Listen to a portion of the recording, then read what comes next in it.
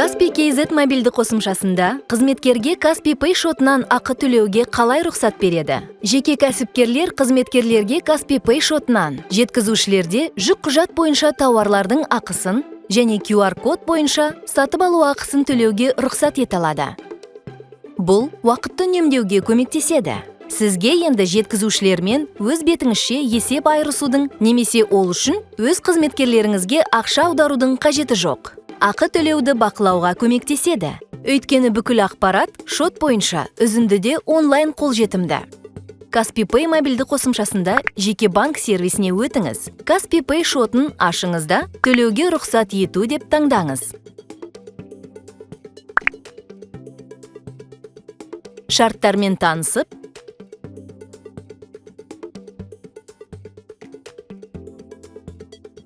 қызметкерлерге төлеуге рұқсат ету деп басыңыз. Тізімнен жұмыскерді таңдаңыз, немесе жаңа жұмыскерді қосыңыз. Ол Каспий KZ мобилді қосымшасына тіркелген болуы тиіс.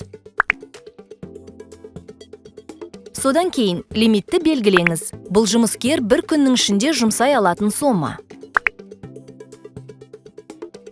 Және қызметкердің ненің ақысын төлейтінін таңдаңыз. Каспий QR бойынша сатып алу немесе жеткізушілердің жүк құжаттары. Екеуін де белгілеуге болады. Дайын. Енді қызметкерге Каспий Pay шотынан төлеу қолжетімді.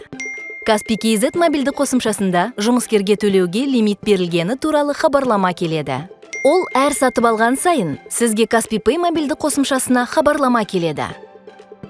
Онда чекке сілтеме, қызметкер, оның лимиті және шоттағы қаражат қалдығы туралы ақпарат болады.